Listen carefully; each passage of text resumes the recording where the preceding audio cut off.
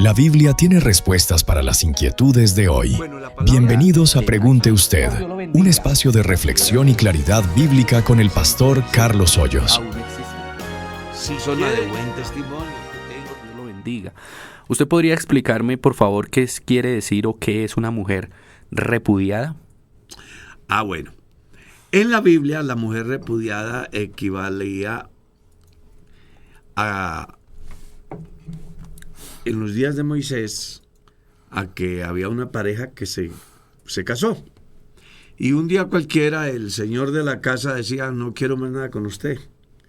Voy a hablar el lenguaje del pueblo. Lárguese de la casa. ¿Sí? Y eso hacía de que esta mujer se fuera, existiendo algo que es un vínculo legal. Entonces, cuando se presenta el problema que llega hasta Moisés, entonces Moisés dice que sí la puede repudiar, pero si hay razones, y aparte de eso debe darle una carta,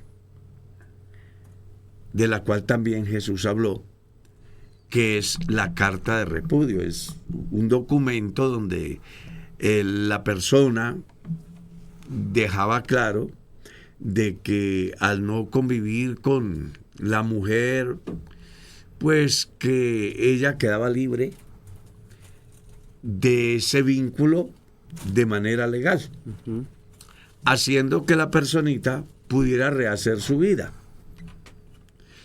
Por eso Jesús ya en el capítulo 19 habla acerca que de la única manera que se podía repudiar era si había una causal llamada fornicación.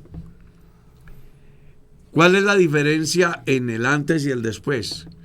Que en el antes, cuando el hombre repudiaba a su mujer, ella seguía ligada por la ley. Una vez que ya se expide un documento, que en nuestro tiempo sería la sentencia de divorcio, entonces la personita quedaba libre. A eso es a lo que se refiere el repudiar a su mujer. Los fariseos que se le acercaron a Jesús en San Mateo capítulo 19 querían que Jesús les avalara el repudio por cualquier causa. Jesús dice que así no es, que el matrimonio tiene un fin y es hasta el momento en que pues llegue lo inevitable, que es la muerte.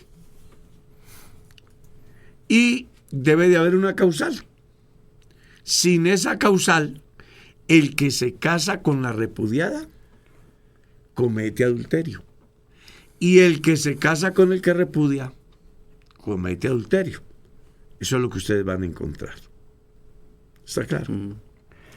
Amén. Dios le bendiga, hermano y pastor Carlos Hoyos. Bendiciones en el nombre del Señor Jesús para usted y su familia. Según Filipenses 2, 6 al 8. En tus oídos. De gloria, según el contexto de este versículo bíblico, ¿me puede explicar, por favor? Es una interpretación que pues yo no comparto. Yo lo escucho mucho en los púlpitos, que Dios dejó su trono de gloria. Eso me hace pensar que Dios es limitado desde esa visión y que va en contravía de lo que dice San Juan capítulo 3, el verso 13, donde refleja la omnipresencia del Señor Jesús. Nadie subió al cielo sino el que descendió del cielo, el Hijo del Hombre que está en el cielo. ¿Y dónde estaba Jesús? En la tierra hablando. Hablando con Nicodemo. Entonces, yo sí creo, ojo, es interpretación. Y ya sabemos, y lo hemos dicho muchas veces aquí, que las interpretaciones bíblicas están sujetas casi siempre a la escuela de pensamiento de donde viene el intérprete. Entonces puede ser que hay una escuela de pensamiento, inclusive dentro de la iglesia, que piensa así. Yo lo he escuchado de compañeros y de predicadores que dicen, Dios dejó su trono de gloria. Pero entonces uno lee en Isaías, yo Jehová, este es mi nombre. Y también dice en el libro del profeta Jeremías, soy yo Dios de cerca solamente y no Dios desde muy lejos, dice Jehová. ¿No lleno yo los cielos y la tierra? Tener esa corriente de pensamiento es el equivalente a avalar el pensamiento del calvinismo y de todos los movimientos al margen de lo que nosotros pensamos, que hablan de uno que habla en el cielo, otro que está en la tierra y otro que desciende. Me refiero al bautismo de Jesús. Mostrando con eso ciertas limitantes. Importante que se entienda que Dios no deja de ser Dios porque está en condiciones humanas. Dios es Dios en la persona de Jesús. Dios es Dios en la condición de esencia. Y Él no tenía necesidad de dejar el trono vacío, como algunos lo predican, para venir aquí. Simplemente toma la condición humana sin dejar de ser Dios en su esencia. Espero que eso quede claro. Eso es clave lo que usted está diciendo, porque eso es lo que entiende uno a la luz del contexto bíblico global. Claro. O sea, todas las cartas apuntan a que Él es Dios y que no, por el hecho de haber tomado forma o una prerrogativa humana, no significa que haya dejado de ser Dios.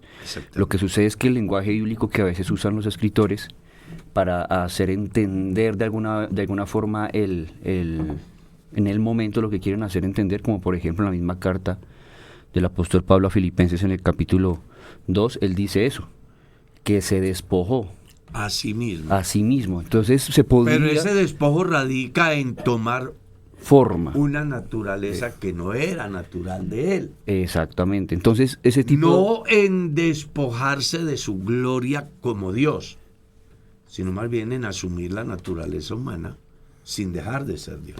Exactamente, entonces ese tipo de términos pueden llegar a confundir al lector. Eso uno. Dos, lo otro que yo analizaba es que si Jesús, y hay muchas posturas alrededor de lo que es Jesús como Dios, ¿no? Algunos dicen que llegó a ser... Ya. Sí, pero entonces nosotros debemos analizar que Jesús, como hombre, pues hay un contexto, ¿no? Pero como Dios hay otro contexto. Jesús como hombre tiene principio. Exactamente. A partir de la concepción.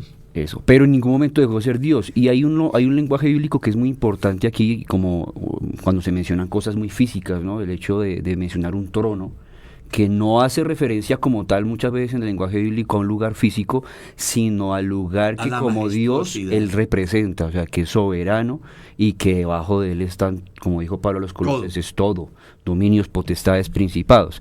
Hay que hacer ese tipo de diferencia. Además fue creado por Él, por medio de Él y para él. Qué importante. Sigamos. Amén, sí, Señor. Nos preguntan, Pastor, ¿cómo conocer mis dones? ¿Cómo desarrollar los dones? Y en la misma persona dice, ¿qué es un ministerio y cómo desarrollar un ministerio?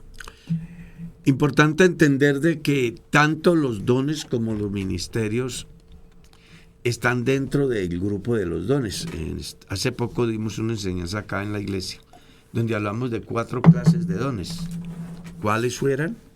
Bueno, el universo mismo es un don de Dios para el hombre. No existe el hombre por causa del universo, sino el universo por causa del hombre. O sea, Dios creó todo sin que el hombre lo mereciera y se lo dio al hombre. A eso le llamamos el don de la naturaleza. Dios le regala al hombre la naturaleza. Hablamos de los dones naturales. ¿Cuáles? Aquellos que se hacen manifiesto en la vida de los individuos sin necesidad de ser cristianos, ni de ser llenos del Espíritu Santo. ¿Lo que también llamamos talento? ¿Ah? ¿Lo que también llamamos talento? Claro, okay. Pero de todas maneras son dados por Dios. Sí. Entonces encontramos el niño que ejecuta un instrumento o que tiene una voz prodigiosa, o el cerebro que es capaz de hacer un manejo matemático más rápido que el de un computador, o ese que dibuja, o ese que entiende la biología, que a pesar de estar al alcance de todos, no todos estamos en condiciones de desarrollarlo con la misma habilidad. Entonces uno dice, son dones que Dios le da a la persona, ¿verdad? Yo estaba mirando hace poco, yo creo que no hace un mes, un niño que le dice a usted ya todas las capitales, todos los países, dónde están ubicados. Y uno dice, este niño dónde guardó tanto, cómo hizo tan. No, son dones que Dios le da a las personas. A eso lo llamamos dones naturales. Ya dentro de los dones espirituales hay dos ramos. Unos que funcionan dentro del cuerpo de Cristo, donde cada individuo puede ejercer dones que Dios le da en el momento que se requiere, según la circunstancia y el lugar. Luego vienen unos dones que se llaman ministeriales, que dentro de todos los dones, esos tienen un fin específico, como es el de formar a hombres para el santo ministerio, a fin de que estos a su vez formen a la iglesia hasta que lleguen a la medida, a la estatura, a la plenitud de un varón perfecto, el cual es Cristo. Una vez habiendo aclarado pues esas 4 maneras de mirar dones, dice la personita que quiere saber qué don tiene. ¿Sí, es así? ¿Cómo conocer mis dones y cómo desarrollarlos? Bueno, el don se va a conocer en la vida del creyente en el proceso que viva, dependiendo de la circunstancia que se dé en determinado lugar. Dios puede usarlo. Los dones en la Biblia no buscan exhibir la persona como el milagrero, el sanador, el presunto intérprete, ¿ya? Sino que esos dones van a aflorar el día que se requieran. Entonces una persona no sabe si funciona en él el don de sanidad hasta el día que se presente la necesidad de orar por un enfermo y Dios sane al enfermo. Importante que la persona entienda que los dones no buscan exaltar al hombre. Por eso el capítulo 12 de la primera carta a los Corintios dice que los dones son dados por el Espíritu Santo. Luego dice que los ministerios son dados por el mismo Espíritu. Y luego dice que los resultados son dados por el mismo Espíritu. ¿Qué quería decir Pablo?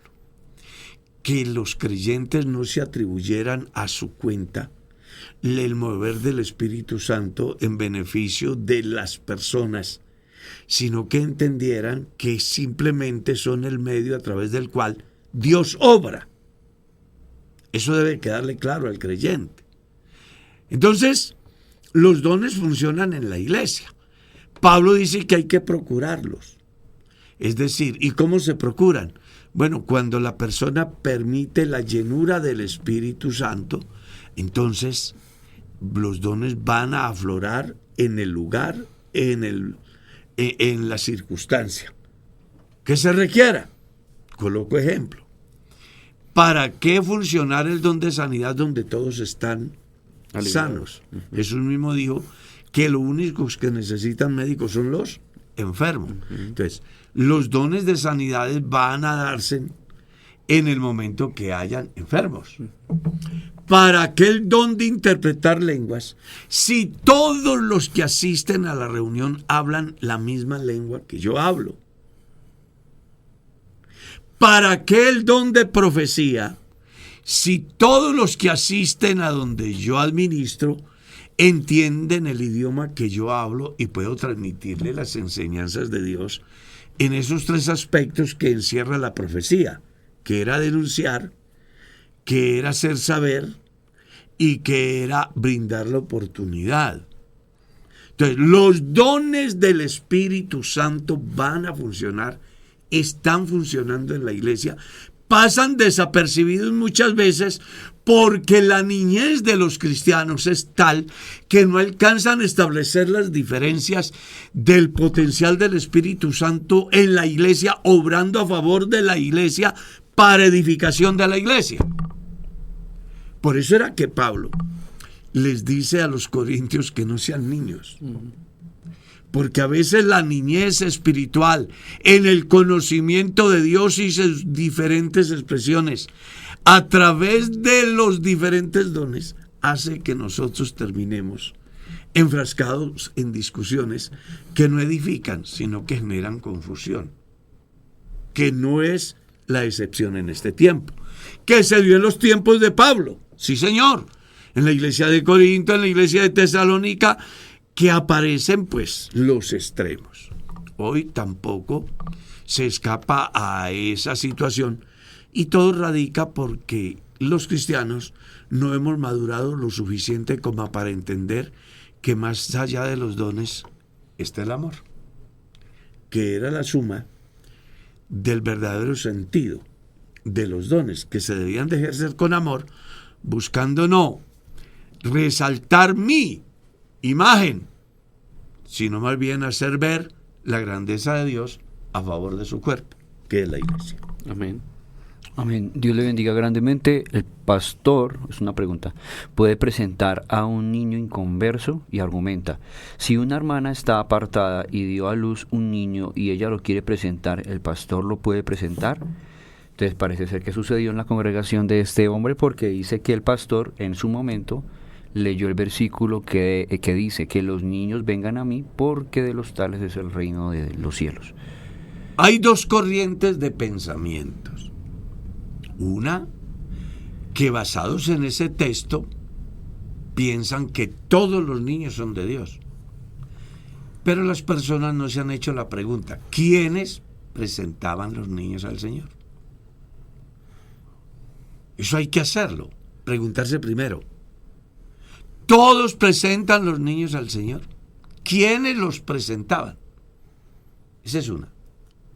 Dos, desconocen el contexto bíblico, porque el hecho de que Jesús haya dicho: dejad los niños, venid a mí, no lo impidáis, porque de los tales, él no dice de todos, de los tales es el reino de los cielos. Entonces, la persona debe mirar el contexto bíblico, porque de ser así, entonces no hubieran perecido los niños en el diluvio,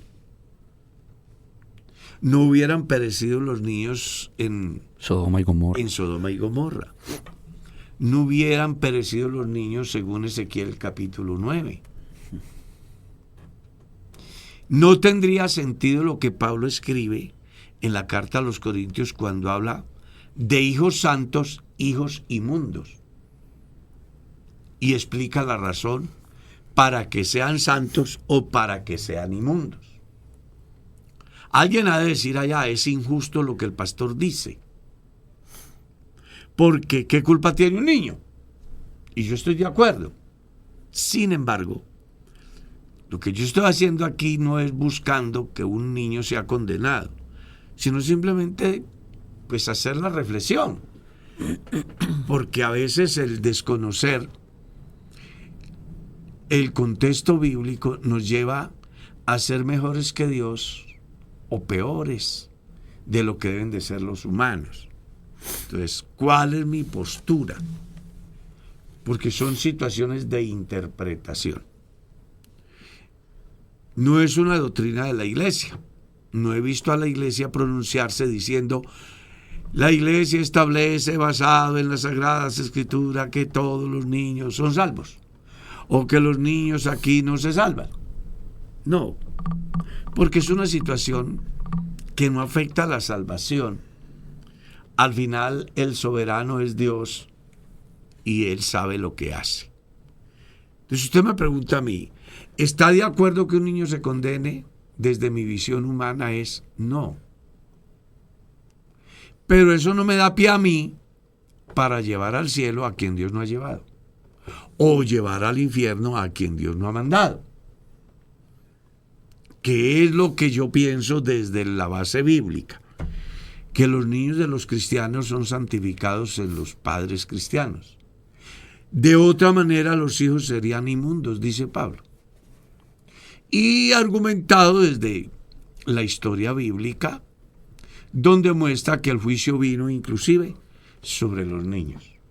Ahora bien, supongamos que vamos al cielo y encontramos que todos los niños se salvaron.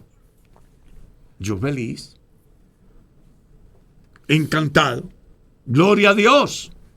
Pero vamos a suponer que vamos al cielo y hay unos niños que no se salvan. Yo no voy a unirme a un grupo subversivo en el cielo para ir en contra de Dios, porque desde la visión nuestra Él es injusto. No, Él es soberano y Él hace lo que quiere. Amén.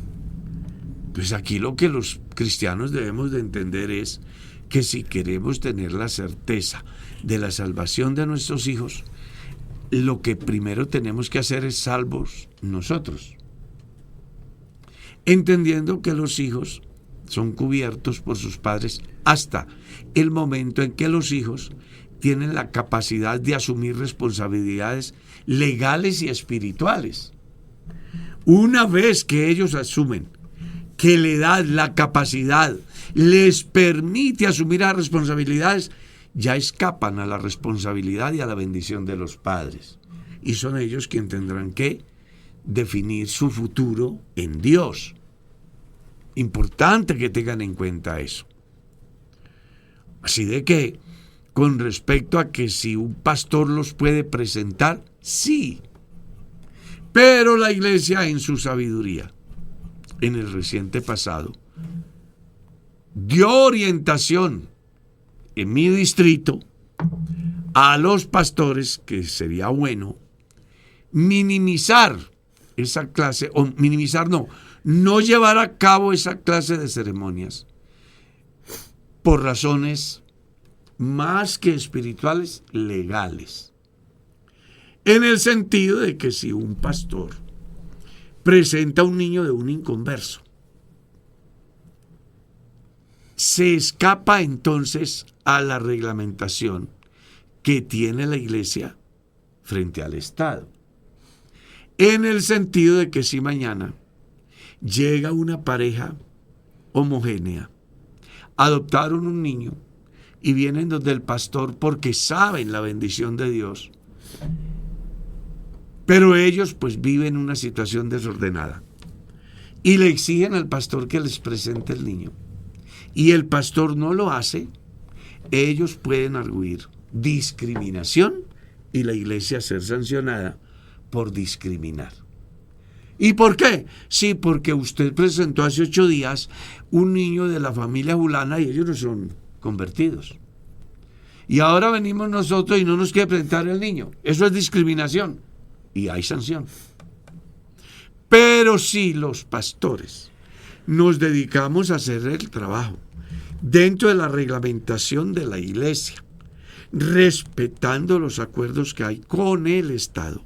El Estado no interfiere en las decisiones internas de la iglesia, a menos que la iglesia salga de ese reglamento, el cual ha acordado con el Estado. Entonces, cuando la iglesia hizo el acuerdo con el Estado, le permite a la iglesia oficiar matrimonios, presentar niños, dar diferentes dignidades dentro de la organización, y el Estado la respeta. Pero cuando la iglesia se sale de ahí, entonces ya la iglesia no va a ser juzgada acorde a la reglamentación que tuvo con el Estado, bajo el concepto respeto a las decisiones. ¿Por qué? Porque la iglesia se salió.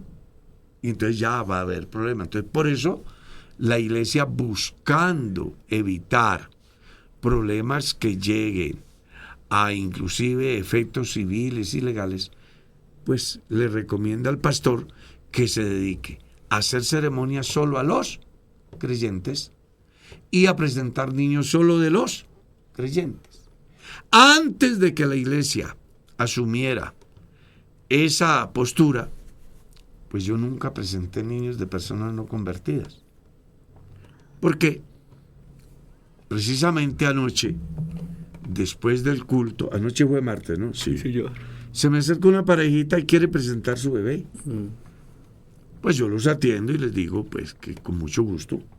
Les pregunto que si son casados, me dicen que no. Entonces yo le digo, ¿cómo puedo exigirle a ustedes que le enseñen a sus hijos Claro. la institución del matrimonio si ustedes viven en unión libre? ¿Cómo voy a exigirle a sus hijos que se vistan como cristianos cuando ustedes no se visten como cristianos? ¿Cómo voy a exigirle a ustedes que enseñen a sus hijos a no ser agresivos verbal, ni psicológica, ni físicamente si ustedes no son cristianos y lo viven? ¿Cómo puedo exigirles de que no se embriaguen si ustedes se embriagan? ¿Cómo puedes? No hay autoridad. Entonces, lo primero que ustedes tienen que hacer es casarse, es convertirse a Dios, para que así tengan autoridad moral y espiritual para instruir a sus hijos en el camino. Porque traer un hijo al mundo no es simplemente el resultado de un ratico, sino que debe de mirarse con proyección eterna. Porque si algo debe de preocuparle a una pareja, no es simplemente el que tengo un hijo y le compro leche clean y ya. No, hay que proyectarlo hacia la eternidad. Los seres humanos trascendemos a la muerte. Y va a depender de lo que ya dijo Salomón, la instrucción que se le da al niño. Eso hará que el niño nunca se aparte del camino y en consecuencia tenga los beneficios eternos para los cuales de antemano Dios tiene previsto para los que hacen su voluntad. Amén. Amén. Hermano Carlos, resulta que mi esposo ya no quiere que vaya a la iglesia. Pregunto, ¿hay que obedecerlo? Ya que la Biblia dice que obedezcamos a vuestros esposos en todo. Él es bautizado, pero está apartado. El texto bíblico hay que mirarlo en el contexto en que se da. En la carta a los Efesios es un todo en comparación al todo de la iglesia hacia Cristo, así como Cristo a la iglesia. Pero luego en las cartas siguientes ya no aparece ese todo porque hay una condición, como conviene. Como conviene en el Señor. Exactamente. Entonces usted lo que tiene que preguntarse es, yo soy cristiano, ¿me conviene someterme a una directriz netamente humana que va en contravía de mis principios de fe? Es que desde lo legal, la misma Carta Política de Colombia dice, nadie puede ser obligado ni discriminado por su credo. Las personas tenemos un derecho fundamental y es creer, y es reunirnos, y es profesar lo que nosotros queremos. Y cuánto más cuando se llega al campo de la fe. Como ella pide un consejo, yo le diría, sea correcta, sea fiel, cumpla con sus deberes en todas las áreas, pero en el aspecto de la fe, nadie tiene potestad para estorbar su relación y su vida devocional con Dios. Hay algo muy interesante ahí y es que a veces es muy complejo para el individuo establecer diferencias y practicar una obediencia coherente respecto a Dios, porque siempre vamos a estar sujetos a algún tipo de autoridad, pero va a depender del cristiano saber a quién va a obedecer, porque va a encontrarse, claro, porque va a encontrarse en disyuntivas donde va a tener que elegir si obedecer a su jefe, obedecer a su papá, obedecer a su pastor, obedecer a su superior o obedecer a Dios. Y en ese sentido, cuando se encuentra en esa disyuntiva, es que usted encuentra cosas interesantes como la que le pasó a los apóstoles en su momento. Las autoridades les dijeron, no prediquen más. Ellos dijeron, no, en ese sentido sí nos conviene más obedecer a Dios. Juzguen ustedes. Claro. Entonces poder establecer esas diferencias, digamos que es muy importante. Entonces vamos a suponer de que una niña es casada y el marido le dice de que como tiene que estar sujeta a él, entonces vaya, traiga licor. porque quiero emborracharme. O voy a montar una taberna y usted la va a administrar.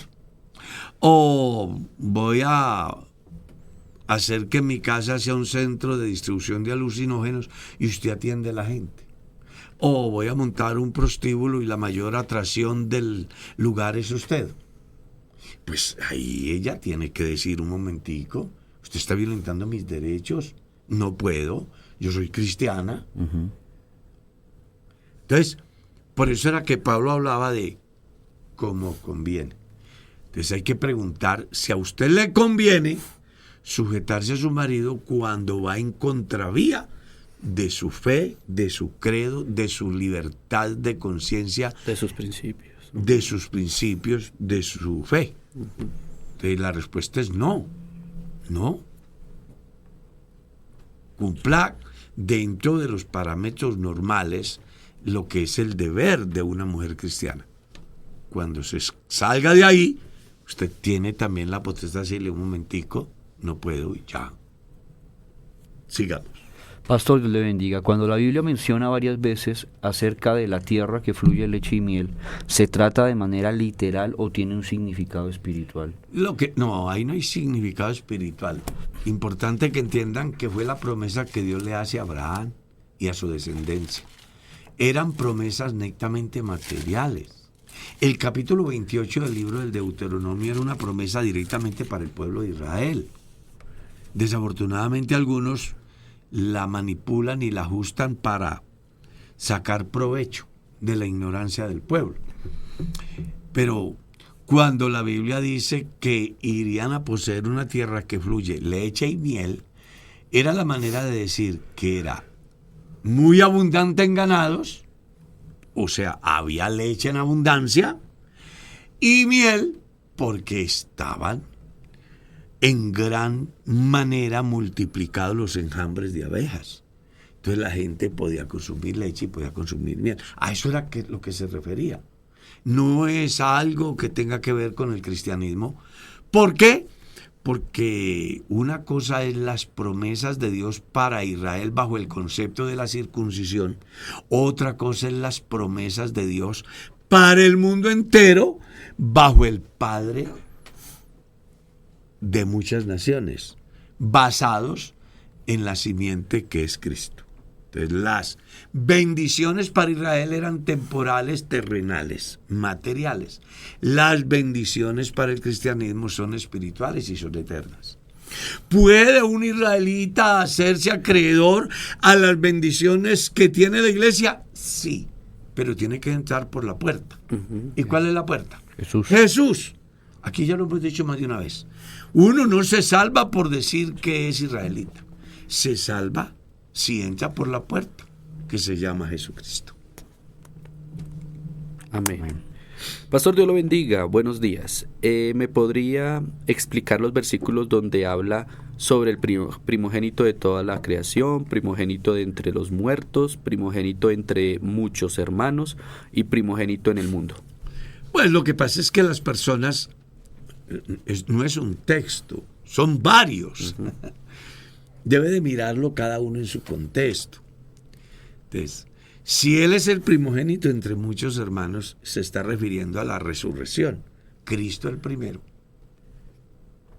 Es el primero que marca, que rompe el esquema donde las personas pues no tenían esperanza de resurrección desde la visión que manejaban relacionado a su fe, aunque Jesús habló acerca de la resurrección en la cual Dios persuadió de alguna manera a los padres diciéndoles: yo soy el Dios de Abraham, el Dios de Isaac y el Dios de Jacob. Textualmente dice que les hablaba de la resurrección. Cuando hablamos del primogénito de la creación, no está diciendo que Jesús fue el primer creado, sino que en la creación Él ocupa el primer lugar. Cuando hablamos del primogénito entre los muertos, está haciendo alusión a que capítulo 15 de la carta a los Corintios establece el por qué es el primero de entre los muertos. Y cuando hablamos del primogénito entre ¿qué? En el mundo, dice. No, ya. Sí. No dice primogénito de la creación, primogénito entre los muertos, primogénito entre muchos hermanos y primogénito en el mundo. Pues está hablando de que es que muy interesante la última. Todas son interesantes y ya hemos dicho a qué refiere. La última simplemente está diciendo que antes de él no hay nada. Y da sentido a lo que Juan dice en su carta. Él es el primero y él es el último.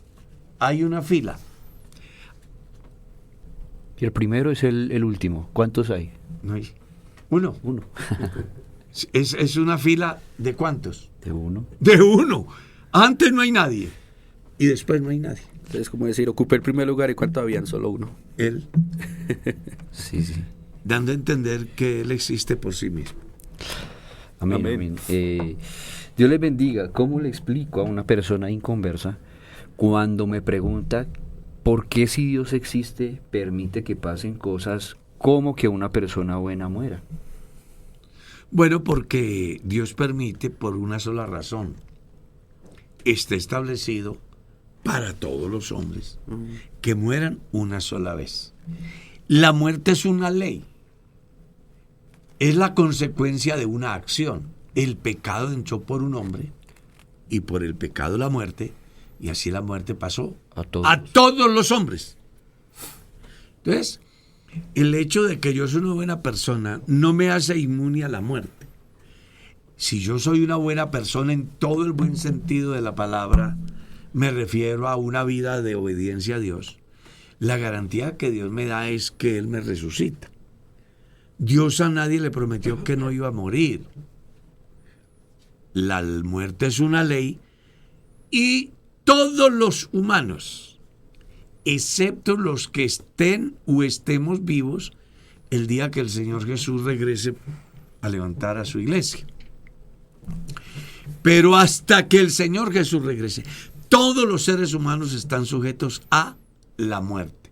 No importa si es muy cristiano o no lo es. La muerte es una ley y por eso encontramos a los patriarcas muriendo, a los profetas muriendo, a los apóstoles muriendo, a nuestros padres muriendo, a nuestros hijos muriendo, porque esa es una ley. Aquí el asunto no es si Dios es bueno o es malo por eso. No, simplemente esa ley vino como consecuencia de una infracción. Y se hace justicia cuando llega la muerte. ¿Está claro? Dios sabía todo. En consecuencia, le generó conciencia al hombre. Tan pronto lo crea y le dice, vea, lo traigo a vivir a este huerto. Importante que tenga en cuenta que usted aquí define, usted, no le voy a definir yo, usted. O sea, lo deja al libre albedrío. Para que usted defina qué quiere. ¿Quiere vivir eternamente? Sí, señor. No coma del fruto que produce el árbol de la ciencia del bien y del mal. ¿No quiere vivir eternamente? Sí, señor. Entonces coma del fruto prohibido. Pero algo muy importante. Y es que ni siquiera así Jesús dijo.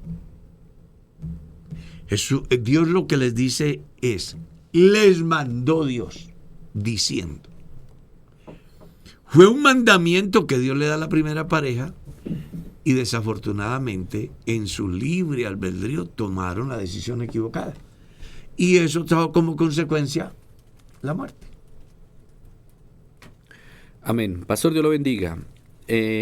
Cierto día llegué a una congregación y escuché a varias hermanas orando con quejidos muy fuertes. ¿Eso es lo que se refiere Romanos 8:26, que el Espíritu intercede por nosotros con gemidos indecibles? No, porque él escuchó a las hermanas. ¿Cierto? Ahora, hay que pensar es qué momento estaban viviendo. Hay situaciones de mucho dolor donde la persona, pues la única forma de encontrar un alivio es desahogarse. Y lo hacen exteriorizando su dolor. Cuando la Biblia habla en Romanos, está diciendo es que cuando yo no tengo la capacidad de describirle a Dios lo que me pasa, porque mi léxico no me alcanza, no sé cómo decirlo, entonces interviene el Espíritu para decir, vea, lo que Carlos quiere decir es esto. Él no encuentra las palabras, no las tiene, pero él lo que quiere decir es esto. A eso es a lo que se refiere. O sea, el cristiano tiene un privilegio muy grande. Y es que cuando yo no puedo decir lo que me está pasando, el Espíritu interpreta mi condición e intercede por mí. Viene a mi mente esa anécdota que alguna vez conté aquí y que alguna vez dije en una enseñanza. Dice la historia que había un cristiano que no sabía orar. Lo único que sabía cada vez que llegaba a Dios era, Señor, aquí estoy yo. No encontraba más. Los años pasan, la familia desaparece, la enfermedad llega, la soledad lo acompaña y ahora está en un cuarto esperando que llegue la muerte. Dice que estando en esas, sintió que alguien se sintió al borde de la cama, se sentó al borde de su cama y le dijo, aquí estoy yo. Ya no tenía hijos, no tenía padre, no tenía esposa, no tenía nadie. Pero ahí tenía uno que nunca nos deja. Es maravilloso. Preguntan a alguien al respecto, dice, pastor, ¿y cómo podemos entonces caer en el error que menciona el Señor en Mateo capítulo 6, cuando habla de la oración y dice que cuando oremos no seamos como los hipócritas, porque ellos aman el orar en pie en las sinagogas y en las esquinas de las calles para ser vistos de los hombres? ¿De qué manera caemos en ese error? Bueno, cae en ese error cada vez que usted lo haga para que la gente lo vea. Jesús no está cuestionando la oración, sino la actitud del individuo. ¿Ya? Porque en la Biblia encontramos gente orando de pie. Claro. Gente orando arrodillada, Sentada. gente orando sentada, gente orando en el vientre de la ballena. Sí. ¿Está claro? Él no está mirando en sí la esencia de lo que es la oración, sino la actitud del individuo que aparenta a través de ello decir yo soy. Muy espiritual. Muy espiritual. Pues si usted lee, inclusive muestra ahí la oración y el ayuno, por ejemplo, de esos que dicen me voy a ayunar, se van a ayunar, salen y ni siquiera se lavan la cara para que digan estaba. A Dios no le gustan las apariencias, a Dios le gustan las realidades. Entonces el cristiano debe mostrar con resultados que de verdad sí ora. Como Él es el que escudriña los corazones, Él Exacto. sabe si lo está haciendo Claro. realmente o no. Jesús fue claro. Él dijo, no todo el que me dice Señor, Señor. Siga. Amén. Amén. Dios le bendiga, pastor. Bendiciones. Una pregunta. Estoy casada, pero estamos separados con mi esposo. Si ya no siento amor, ¿tengo la obligación de estar casada con esa persona? ¿Me podría aclarar, por favor? Sí, de pronto es que la personita se casó por una emoción. Es que la gente no ha podido entender que el amor es una decisión, no es un sentimiento. Los sentimientos son emociones. ¿Ya? Uno ve, conozco casos de padres de familia que abrazaban a sus hijos y les decían, los amo y estoy dispuesto a dar mi vida. Y un día cualquiera, en el correr de la vida, ese hijo al cual ellos estaban dispuestos a dar la vida, ahora no están en condiciones de tolerarlo en la casa. Y están dispuestos a que viva en la calle, a que haga la vida de su desorden como quiera. Y se les pregunta y tienen palabras como esta. Pues yo pienso que a lo mejor no va a ser salvo. Es que el amor que la gente profesa son emociones que van direccionadas en varios campos. Mucha gente se casa porque, uy no, es que habla tan lindo, uy no, es que es tan hermosa, uy no, es que pertenece a esta familia, ay no, es que tengo una decepción, mi primer amor, y entonces un clavo saca otro clavo. No, yo me casé porque me obligaron. Yo como pastor he escuchado cualquier cantidad de posturas relacionadas al por qué se casaron. No, yo me casé porque se me fue la mano y la embaracé, o quedé embarazada. ¿Sí? Pero resulta que el amor es mucho más que eso. El amor es una decisión. Yo decido amar. ¿Cómo funcionaba antiguamente? Abraham le consiguió esposa y Sara. Y aunque parece, ¿cómo es que dicen los muchachos de hoy? Cursi. Dicen, uy, no, qué cursi que a uno le consigan el marido o la mujer. Impositivo, ¿no? Impositivo, piensan ellos. Pero resulta que esos matrimonios perduraron. ¿Ya? ¿Por qué? Porque la persona aparecía y el que le recibía decidía amar. Uno ama independiente de o por encima de cuando uno toma la decisión de amar. Cuando yo en el camino, las circunstancias me llevan a desistir, pues yo sí tengo que replantear cosas. No en el sentido de que es la oportunidad de separarme y divorciarme, sino más bien de decidir de verdad cuál fue el compromiso que asumí con Dios, con la sociedad, con el Estado, con las familias, con la otra personita. Porque si a eso nos vamos, todos los matrimonios, escuche, todos, alguna vez en la vida, han tenido un sí y un no que les ha hecho sentir decepción, cansancio, de pronto pensar, ¿y a mí qué fue lo que me pasó? A Felipe no le ha pasado todavía eso. Pero es apenas lo normal que suceda. ¿Cómo puedo yo entender que puedo superar eso? Cuando pongo por encima de la dificultad el compromiso que asumí con Dios y con la persona. Porque solo amo cuando voy para la luna.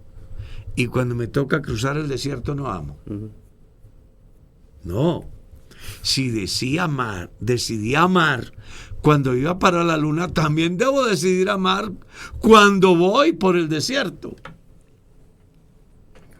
Pues hay que ponerle cuidado a eso.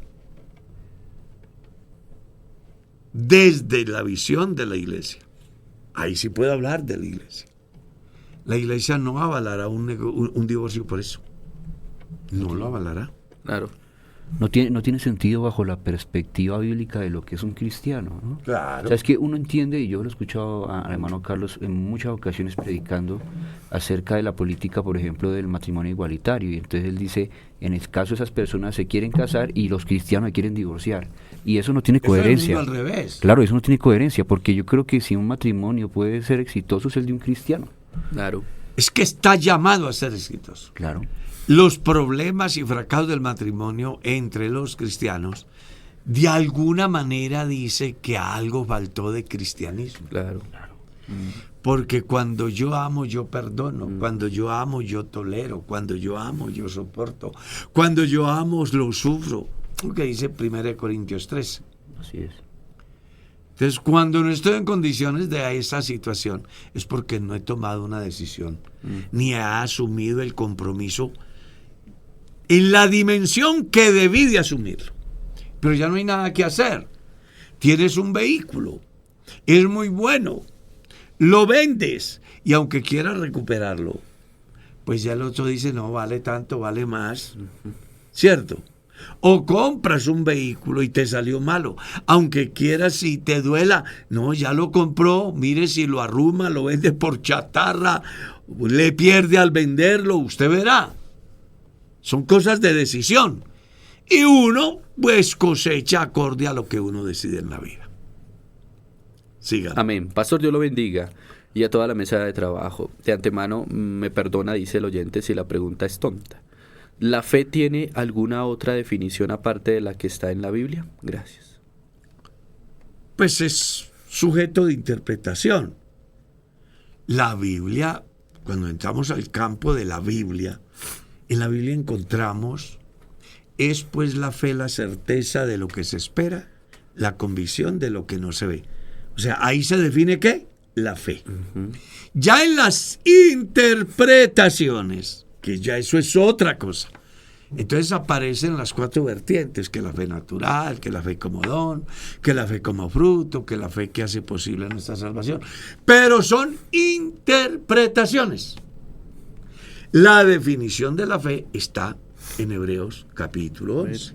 Y hay una cantidad de complementos a ello, donde Jesús simplemente dice, al que cree, todo le es posible. Donde el escritor a los Hebreos dice, es necesario que el que se llega a Dios crea que le hay. Donde encuentra Jesús en San Juan 11 diciendo, Marta, ¿no te he dicho que si crees verás la gloria de Dios? Entonces ya es simplemente el ejercicio de la fe en las diferentes áreas que tenga que, pues, que vivir el cristiano. Pero la fe es simplemente eso, la certeza de lo que se espera, la convicción de lo que no se ve. Esa es la definición de la fe. Amén. Dios le bendiga, pastor. ¿Cómo le explico a mi hijo qué pasará después de la muerte para los que obedecieron la palabra de Dios y alcanzaron la salvación? Pues la explicación es simple. La vida es una siembra. Llévalo al campo. Lleva varias semillas. Y explícale qué va a producir cada semilla. El muchacho entenderá de que no puede cosechar uvas donde sembró manzanas. No puede cosechar higos donde sembró espinos. Así también la eternidad, el ser humano no podrá cosechar lo que no sembró. Pablo en el capítulo 6 de la carta a los Gálatas, el verso 7, él dice, no os engañéis, Dios no puede ser burlado. Usted puede querer engañarlo, pero a Dios no lo engaña nadie. Y da la explicación que el cristiano requiere. Todo lo que el hombre siembre, eso es lo que cosecha. Enséñale a tu hijo que hay que sembrar fe, hay que sembrar santidad, hay que sembrar obediencia, hay que sembrar respeto, hay que sembrar amor, hay que sembrar paciencia, hay que sembrar el verdadero sentido de la razón de la estadía en la tierra, aprendiendo a tomar decisiones acertadas mientras está acá, porque cuando llegue el momento de ir a la eternidad, ahí abriremos los ojos a la realidad. Nunca olvides que los hombres comienzan a morir cuando nacen y comienzan a vivir Cuando mueren. cuando mueren. Así es. Siga. Pastor, mi esposo me es infiel y no quiere seguir al Señor. Ha dejado ya el hogar. Le dije a mi pastor que si yo me podía divorciar y volverme a casar después. Me dice que no. ¿Eso será correcto? Yo no lo entiendo. Hay varias cosas. Una, el hecho de que haya una infidelidad en él o en ella, porque eso le está pasando a ella, Sí, pero hay algún hermano que le está pasando lo mismo. Claro. Es bueno que comprenda que si existe la capacidad de diálogo, de perdón y de no repetición, no hay por qué estar pensando en divorcio. Hay que agotar los recursos. Yo se lo digo porque como pastor he atendido casos muy complejos donde la persona afectada ha tomado la decisión de perdonar a quien lo ofendió y quien ofendió ha tomado la decisión de pedir perdón y de no repetición. Y me han dicho, nos hemos dado otra oportunidad. Y ahí está la familia. ¿Está claro? Sí. Ahora, que hablando en gracia de diálogo, que si ella puede divorciarse, claro, todo me es lícito. Pero ¿qué le recomendaría yo a la personita? Que acuda al tribunal eclesiástico, que exponga las causales, y el tribunal eclesiástico mirará su caso y al final emitir un concepto. Yo puedo tener una manera de pensar, pero es doctrina de la iglesia que ningún pastor puede emitir conceptos relacionados a la doctrina del divorcio, porque para eso están los tribunales.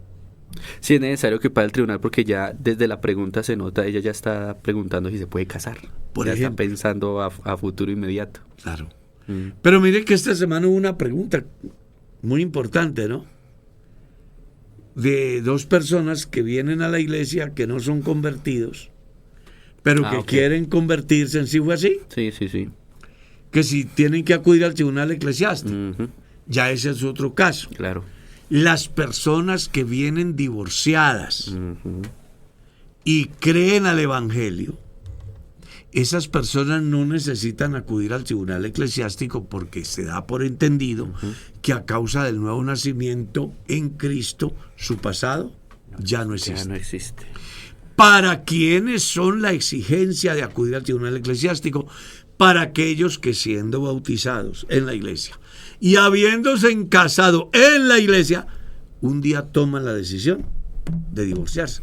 Eso sí deben Amén. de acudir al tribunal A eclesiástico. mí me llama mucho la atención la observación que hace el pastor Diego referente a la visión del futuro que tiene la persona que hace la pregunta, porque esta persona tiene que entender que en un caso de infidelidad, y que infidelidad son muchas cosas, o sea, infidelidad tiene muchos matices, y en el caso de una infidelidad ya de tipo como adulterio, el tribunal eclesiástico, por lo que usted nos ha explicado, no solamente entra a analizar el caso dando por entendido, dando por sentado que la persona que está presentando el caso es una víctima, sino que se van a analizar un sinnúmero de cosas dentro de un contexto, Claro. porque es que uno no puede legalizar un divorcio porque es que me fue infiel. Eso no funciona así. No, nosotros tratamos casos, cuando tuve la oportunidad de estar en ese tribunal, de que la persona demandante resultó ser el culpable. Entonces, por eso los tribunales son personas que la iglesia en su sabiduría ha escogido y que tienen la capacidad de analizar, de investigar y de ser justos en el momento de tomar una decisión. Entonces es muy importante que las personas comprendan. Además, argumentando un poquito, en razón a que algunos solicitaban que se les avalara desde el tribunal eclesiástico un divorcio para una nueva nupcias, se descubrió de que habían algunos que estando casados ya tenían novia o tenían novio. Entonces dijo el tribunal, no, así no funciona. Entonces lo han reglamentado. Después de que se emita el concepto, la persona llamada menos culpable o a quien se le emite el concepto favorable tiene que esperar un lapso de tiempo. Porque no puede ser que a la par del divorcio o del trámite ante el tribunal eclesiástico están pensando ya en su nuevo matrimonio. Porque entonces eso ya es grave. Ya es grave. No, las personas deben de hacer su proceso y después de que sale el concepto, esperar un lapso de tiempo. Eso es lo que reglamenta. Y vamos a suponer que le salió el concepto favorable y la personita dice en 30 días me caso. Ningún pastor puede casarlo. No. ¿Por qué? Porque no han cumplido lo que establece la norma dentro de el tribunal eclesiástico. El tiempo se fue. Sí, señor. Pasó rápido. Si uno se amaña aquí. Se va el tiempo rápido, sí. Hay algo que a mí siempre me ha llamado la atención respecto al divorcio en el contexto bíblico, y es que siempre estará ligado bajo la perspectiva de Jesús a la dureza del corazón. Sí. Ah, no, es que el divorcio es por eso. Por dureza de corazón. Le preguntaron a él, ¿no? ¿Podemos repudiar a la mujer por cualquier motivo? Que eso era lo que estaban acostumbrados Ellos, no, ellos. y quería que él eso les les dijo, avalara. ¿por qué Moisés escribió eso? Pues de antemano lo preveíamos, porque él fue el que le dio la ley a Moisés por la dureza del corazón del individuo. Porque al hombre le cuesta perdonar, al hombre le cuesta entender que hay que amar sobre cualquier situación que se esté viviendo. Le cuesta. Entonces, por eso, bueno, hágale.